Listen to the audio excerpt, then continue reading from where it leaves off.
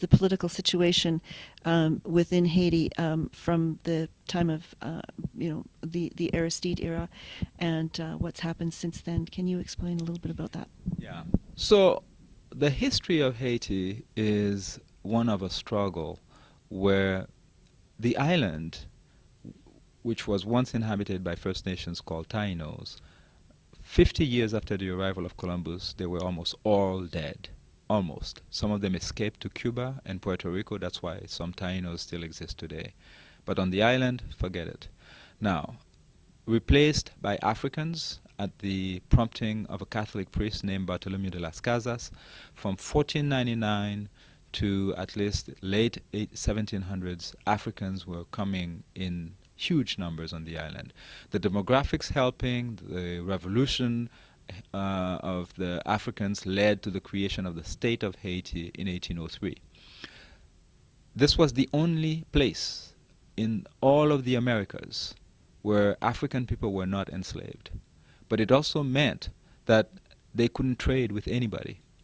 The island of Jamaica was occupied by the British, which was a slave colony, Puerto Rico by the Spanish, Cuba by the Spanish, the United States was occupied by the Spanish and the Americans, and the French had the rest of the Caribbean, etc. So they couldn't sell their products. So what they did is that they cut the land, the farmer plantations, into small subsistence farming plots, which is what you will see in Haiti if you go today. And the roads of Haiti today are the same roads that the horses and the buggies used to use, and they simply paved them. There's not one single tunnel on the whole western side of the island. Now, how come they never built that infrastructure? In 1805, the French foreign minister, Charles Talleyrand, wrote to his minister to ask the US president to help them crush Haiti, because they say the existence of a Negro people in arms is a terrible threat for all white nations. The response of the Americans is to impose an embargo on Haiti, which was renewed several times later. Throughout the 19th century, after the assassination of Haiti's first leader, what you had was what they call gunboat diplomacy. So the whites returned and became the main merchants in the big cities, and every time there would be some kind of event that threatened their business, the Germans, for instance, would show up with their guns and their boats, and they threatened to blow up the National Palace in order to get ransom. A few weeks later, the Spanish show up. They do the same thing. Throughout the 19th century, you go and look in the history books, and you will see eventually, and you'd have countries like Denmark, Sweden, countries people would not even think about, were part of this. For instance, in 1883. In 1915, the United States invaded, stole Haiti's national reserves, and took it to the National City Bank in New York, and basically imposed what we call a string of mulatto dictatorship. Mulatto, for people who don't recognize what the term means, it's the result of African women raped by white men who created light-skinned Haitians. And these people were given higher status by the Americans because at the time the Americans had segregation in their country. So they became the whites of Haiti, and all the presidents of Haiti from 1915 to 1946 look white. Just like on the other side of the island, the Dominican Republic, you would have a black population with white leaders. This is the model that is considered acceptable.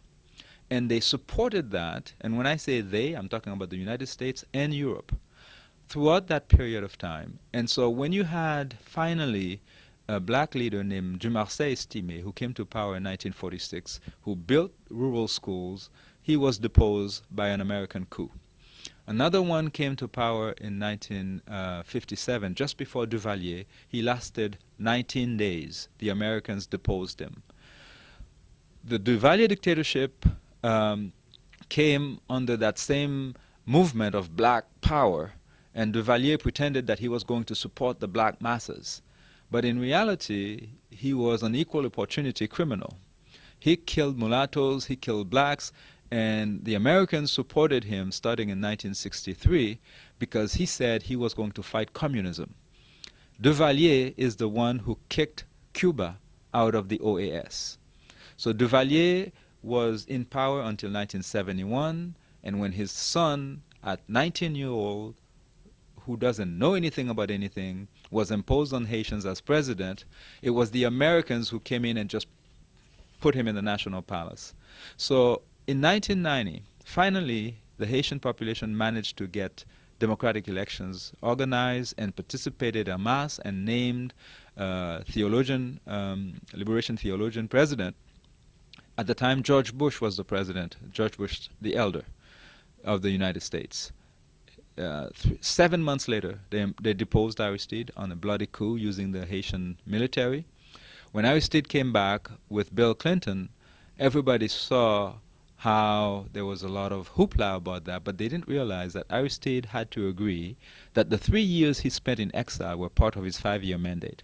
And the Haitian constitution does not allow him to have 2 consecutive terms, and he had to sign a plan accepting to privatize the state-owned enterprises. Basically, he had to return to apply the policy of the politician he beat at the polls, because that politician was basically doing exactly what the Americans wanted them to do.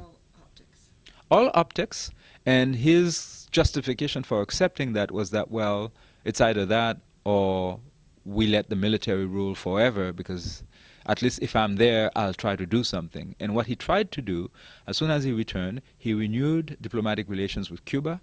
That was the last thing he did the last day he was leaving power. And he disbanded the army, because you don't need to be a rocket scientist to understand that this wasn't a Haitian army.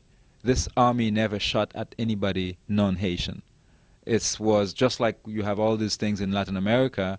It's, you know, the people trained at the School of Americas to kill the population. That's what they're trained for. Basically protect the business elite and the multinational corporations' business in the country. So Preval became president as a former prime minister of Aristide, because that was the next best thing to Aristide. The people could not vote to Aristide. He was not eligible to. These elections were organized by the Americans, all right? So Aristide was re-elected in 2000. As soon as he was elected, George Bush, who stole the election in Florida, we remember that, right? But nobody would question George Bush, right? Aristide was declared to be a fraud by the so-called international community. And as soon as he was elected, there was the meeting of the Americas, and what they were trying to do was to discredit him, come out with stories about him stealing money, all kinds of ridiculous stuff. I mean, you even had racist things like he conducted a voodoo ceremony and ate a baby. I mean, people, I know people are surprised when they hear things like that in 2010, but you actually have people who seriously put these things out.